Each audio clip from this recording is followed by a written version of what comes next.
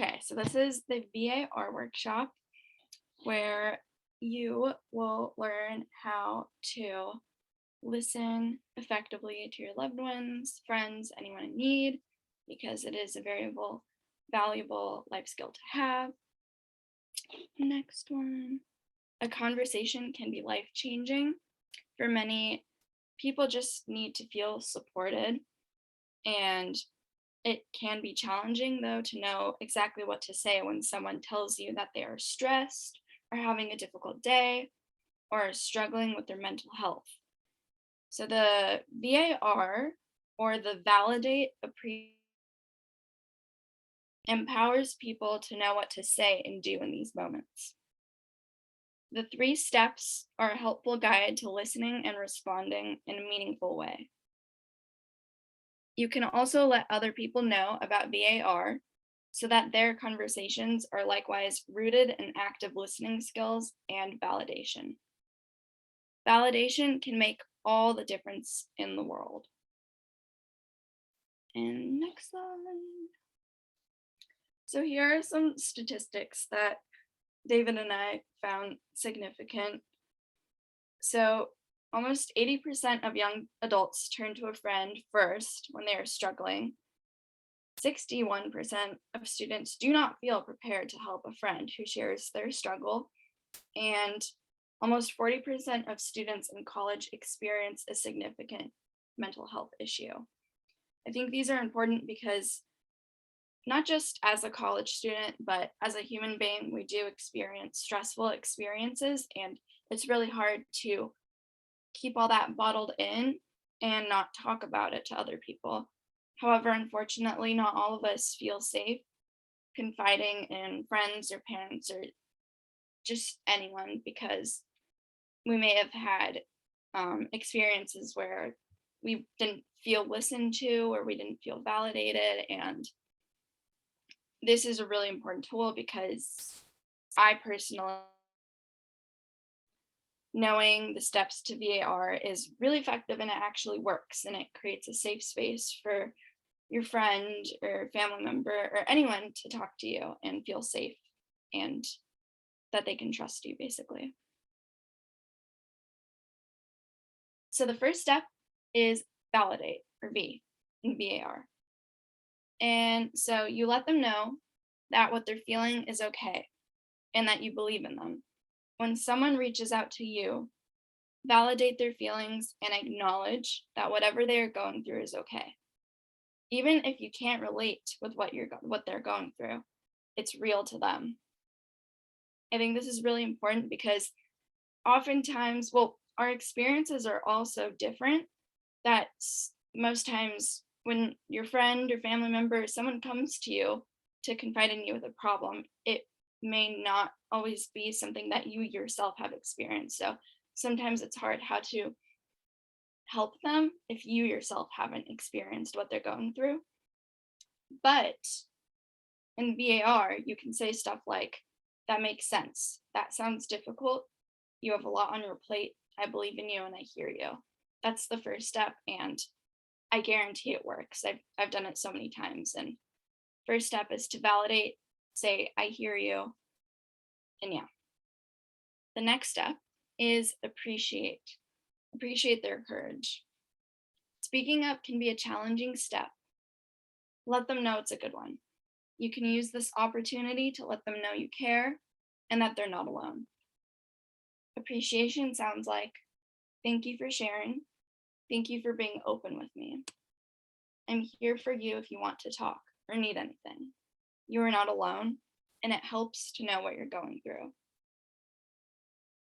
I found this step also very important because not everyone feels comfortable enough to reach out for help. I know many of my friends haven't found a safe space where they feel safe enough to open up to people, and really appreciating someone's courage when they come to you to confide in you. It's really important to say, I hear you, I see you, thank you for sharing this with me, because they might not have anywhere else to go because they don't feel safe enough to. And then refer is the last step. because not all of us are licensed clinical psychologists, we may not always know what the best step, the best next step, or how to actually professionally help them if they need that. So the best thing is to refer them to skills and support. So you let them know that help is available and refer them to appropriate resources. At Cabrillo and pretty much every school and workplace, I guarantee, has mental health resources. And there are also many available online due to the pandemic. Once we learned that, you know, mental health issues are really, really, really important, and you need to have support for that. And that's why there's so many online support services for this kind of stuff that rooted from the pandemic.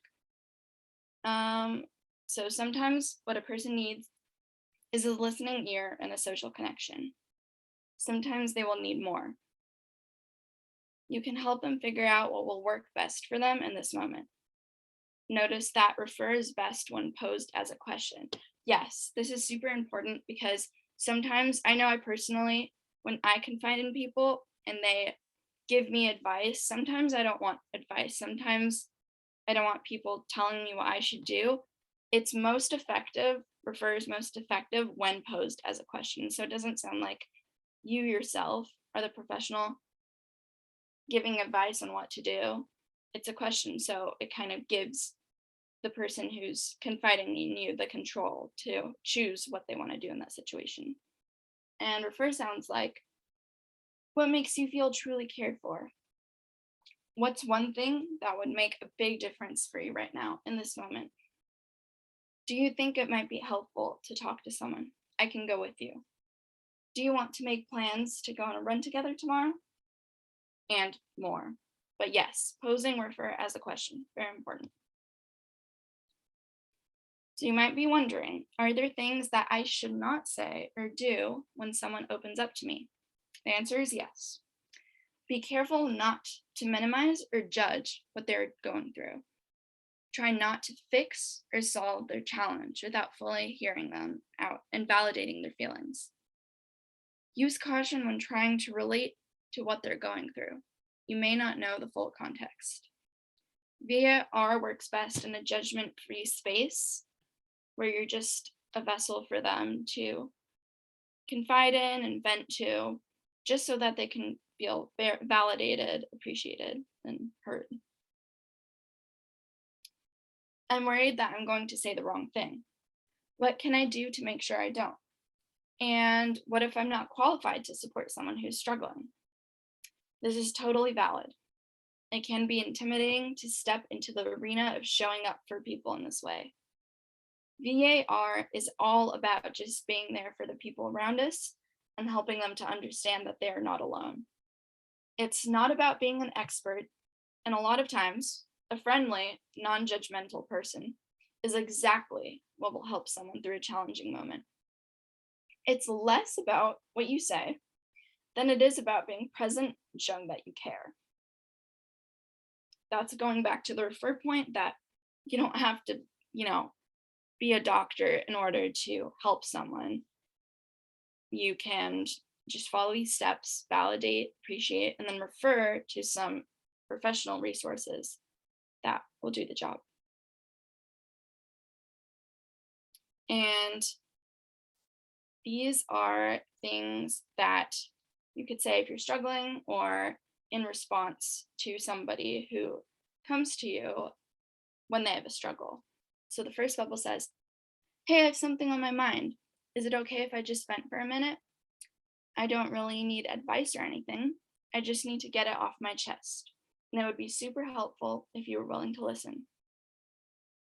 And it's always a good idea to thank them for being that listening ear and after you finish sharing.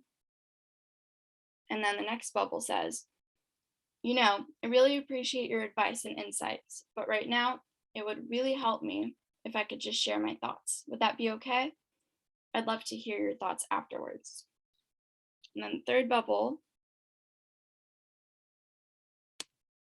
says, hey, I've got something going on right now, and I pretty much know what I need to do about it, but it would help me a lot if I could say it out loud. Would that be okay? The last one says, I just learned this VAR technique from Active Minds. It stands for Validate, Appreciate, Refer. And it's really easy, and it helped me in conversations with friends already. Maybe we can use it on our bad days too. I think these examples are extremely helpful, and I must admit that I've literally used these word for word when talking to family members or friends when I really feel like I need to get something off my chest. It's super clear. There's no misunderstandings. It's saying that I just need a listening ear. I don't really need advice. I know what to do about it. I just need you to listen. These are guaranteed, sentence templates that will give the message to whoever you want to confide in that you just want to be heard, you don't want advice. It's basically giving them guidelines how to be the perfect listener for you. And yes, these are beautiful. I use them all the time. And okay, do's and don'ts for VAR. Do's. Well, we already went. We already talked about these already, but this is a summary. Do's. Use caution when relating to their experience. You may not know the full context. Number 2, ask for what you need in a conversation, which is what the text bubbles above are perfect for. If you don't know how to go about that already, those are perfect examples. Number 3, seek help if you are concerned that you or someone you know is in danger of hurting themselves or others. Don'ts. Do not minimize or judge what they're going through. Do not try to fix or solve their challenge, and do not try to be an expert. It's enough to be present and show you care.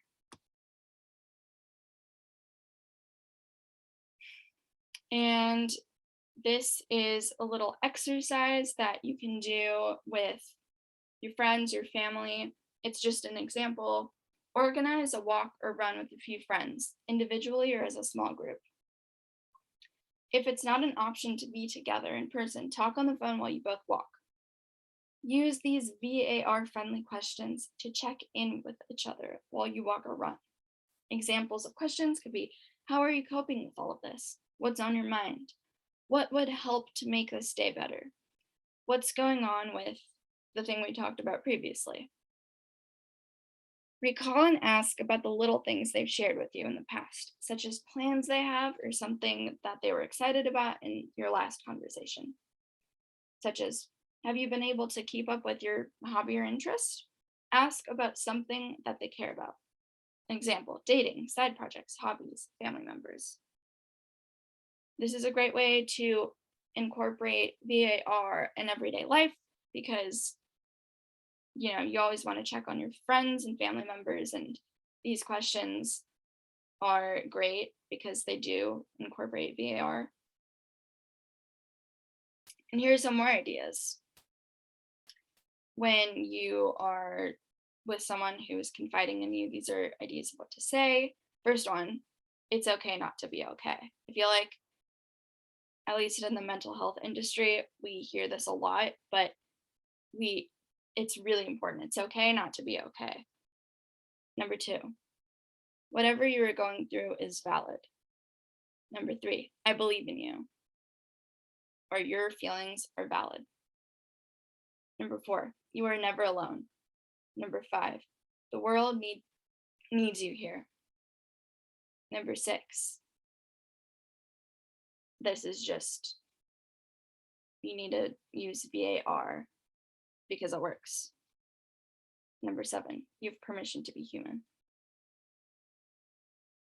So these are some more do and don'ts. Just in general, when someone is confiding in you, avoid stigmatizing mental health experiences and avoid your assumptions or generalizations about other people's experiences. And then avoid glorifying negative coping behaviors such as self-injury or substance abuse. What you should be doing is share stories about hope, resilience, and helpful people and actions. Support the audience in understanding why validation is so important, even when hearing about mental health struggles, that we may or may not relate with. Provide solution-oriented context for your audience. Focus on your main message or what you want to do with your audience. And then spread tips about VAR.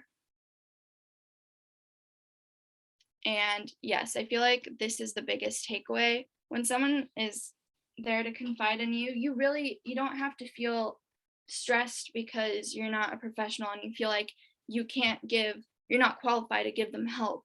You don't need to give them help. You just need to be there. You just need to be present. All they need to feel is heard and validated, and you can always refer them to mental health resources. And that is the end of our slides, but I know David wanted to say a few things. If you still want to, I can. And if there are any questions, thank you, Tanya. This is Diane.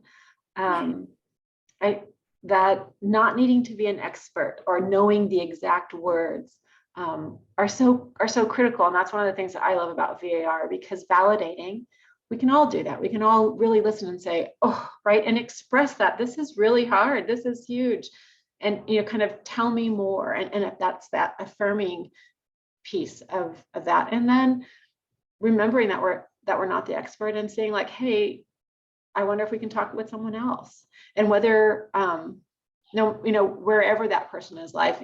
David shared doing this with someone who is contemplating suicide after a divorce, and that's a really hard time in people's life, and sometimes that comes up, and I can see it working with that. I can see it working when someone's maybe not passed an exam and feeling like everything is not going as planned in so many situations. Any questions for David or Tanya, or anybody want to share? We still have some time.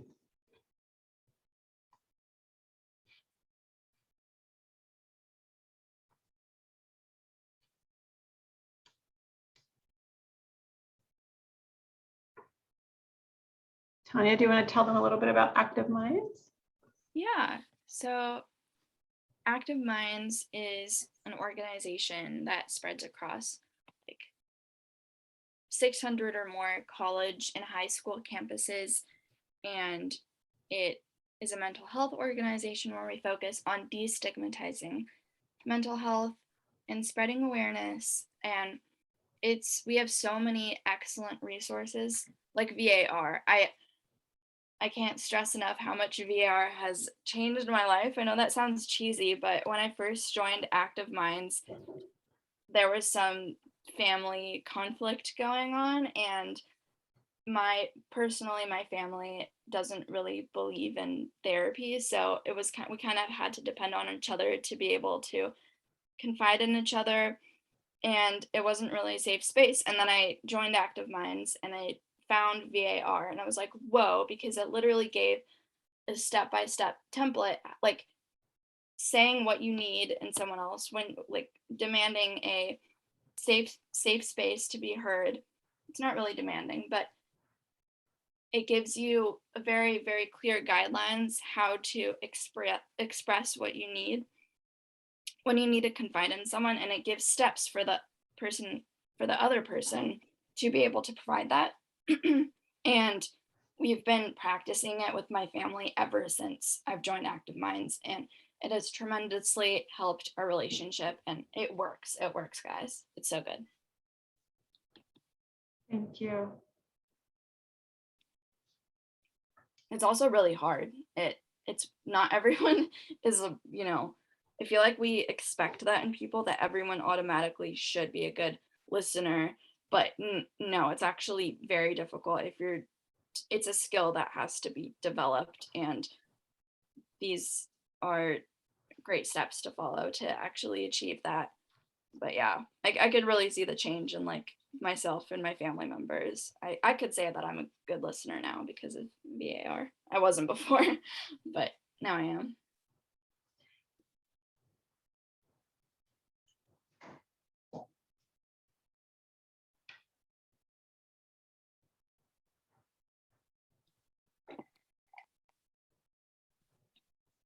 You want to put the slides back to the VAR one that has kind of the.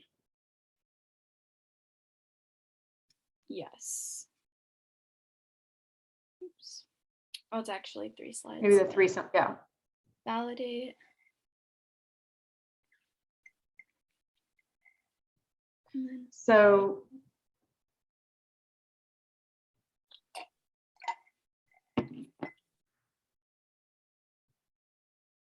let's go back to the validate. And maybe in the chat, there's a few examples we see on the screen that makes sense. It sounds difficult. What would be something else we might validate when you think about a situation where you've been in, maybe even this morning, maybe even with our technical difficulties? Maybe let's have that be the situation. I wonder if in the chat, just for practice, I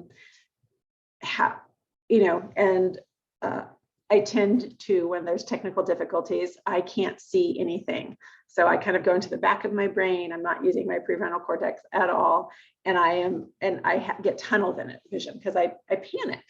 And I tend not to see any of the controls or have the ability to use my skills. What might you say to me to validate those feelings?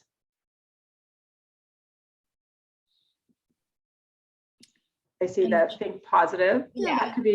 That could be validating. And Geneva saying that makes perfect sense. Yeah, of course you can't see anything else, Diane, because you're in this heightened state of awareness. Yeah. Yeah, so validating could say everything's gonna be okay. Yeah. So it might be, and then, and one thing is enough where Tanya's like cluing me in.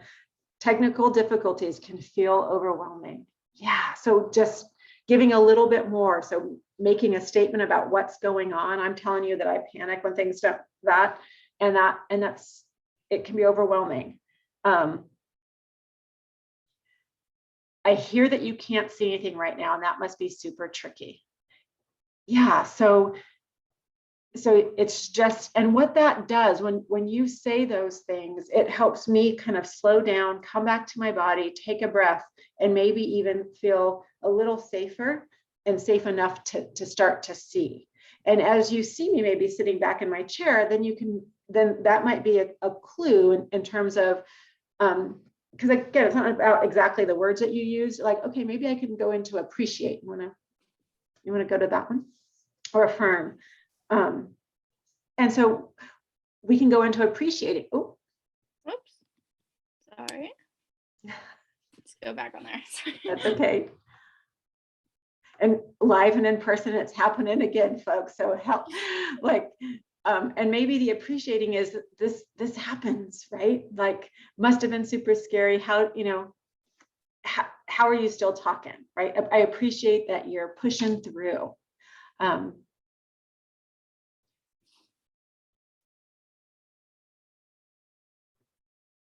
Tanya?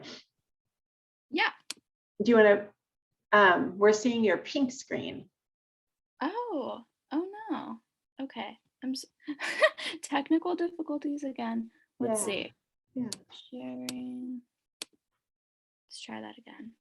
Thank you all. Thank you for letting me know that. Sure. No, and sometimes that's the thing. That might be the appreciation is like, oh, Diane, thank you. Thanks. And Yes. Let me know what screen you think you're looking at. In this virtual world, we need all those assists, or as many assists as we can get. Okay. Let me know if you are able. And so maybe you might just be typing in the chat or thinking about what you could, there it is. Yay. Okay. What you might say in terms of appreciating and what that might look like or sound like. There's some examples.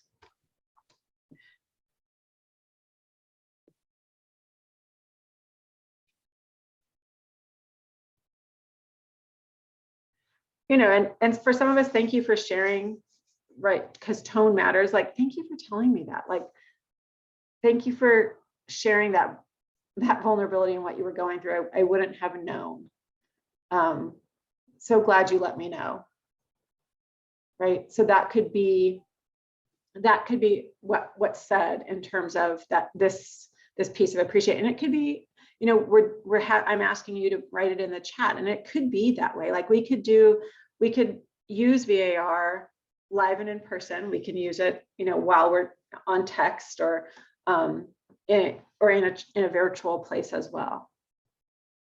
So let's go ahead to the refer and spend a little time on this. And again, tone is going to matter here too, right? So how we say, oh, maybe you should talk to someone, right? With a little look. But instead referring like one of their examples, or if we go back to what I was saying in terms of like, just ask, it could be, the example is what helps you get through that. And it could be, sharing what helps you with technical difficulties, or talking to someone, or a great class that you took, or my honest one is that I kind of have pictures around my desk that help me kind of come back, but that takes a minute. Thank you, Whitney. Do you think it would be helpful to find some ways to cope? Yeah, it would. Do you have any ideas for like where I would do that? And then maybe that would lead into another conversation, or into, or to a referral, like maybe to a great class. Again, I'm going to say a great class, or another in person who helped you, or just like, hey, let's figure this out together. Any other ideas or questions?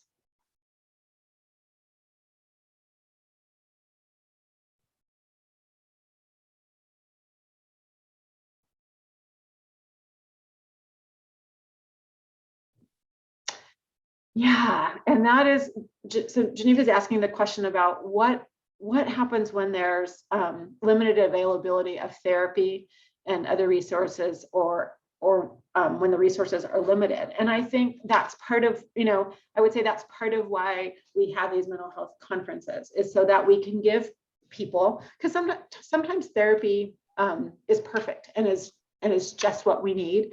But sometimes being heard and seen and validated is what we need. And so we can do that for each other. So we can think about therapy resources, we can think about online resources, but we can also think about like, where do we gain that community and that support, right? If someone, Whitney's saying sometimes people really aren't ready for therapy. And exactly. So where else could it be? At temple or church, or in a spiritual community? Could it be in a meditation community? Could it be with being a part of a book club, something with a team, or an online meetup? Thinking about other places where we get that connection. Reading something. Our speaker on Wednesday night, When Crisis Strikes, reading that book, talking about it together, finding another, how, like using the meditation practice that we sat with in Lance, like making times for that, making other resources, could be finding a new hobby. I know Geneva earlier said, like, for someone who's in a chair, doing something with their hands, puzzling. Like when I say puzzling, like working on a puzzle, or working on some sort of something that's interactive, that brings both our body and our mind, and we're connecting, so that we're really looking to take care of our mind, body, and spirit. What are some other ideas in terms of, there are like support groups that are led both by professionals or peers. Those can be really helpful. other well-being practices, like having a well-being routine. Yeah, doing some body work. But again, the doing can be, and I don't know what his mobility is, but could be, or if he, sometimes when we're not well, like we can't, like reading, even if we love it, we can't do that, but we can listen. Yesterday, Camille did a wonderful practice of singing and listening to music. That is, when we're listening, it's doing, and can be such a gift, such a gift. And sharing that, we're post Camille's workshop was amazing, and we're going to post it and share it, because her reminders about breathing and using breath and just hearing song can really help shift and be supportive. Listening to lyrics, listening to an audiobook, right? If that is, if that's something that they can do. You're right. When sometimes they can, so a moderated one. Some peer groups have, kind of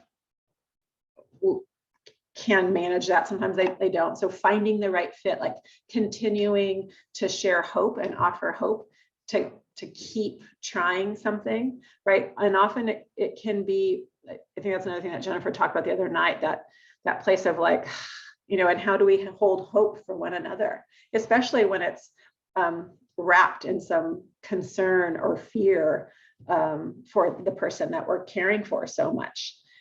And so holding on to that hope for them until they can find something that is supportive, that does feel affirming, that does feel in alignment with where they are and what they're needing.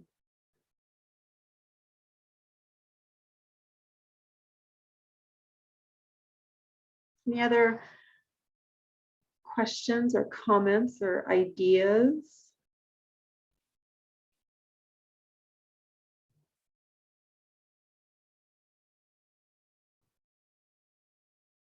So thank you so much for attending and participating with the chat and with all of us. I want to thank Tanya and do the Zoom clap, and David for preparing the slides, and thank you, David, for sticking with it on the boat, and Tanya for jumping in.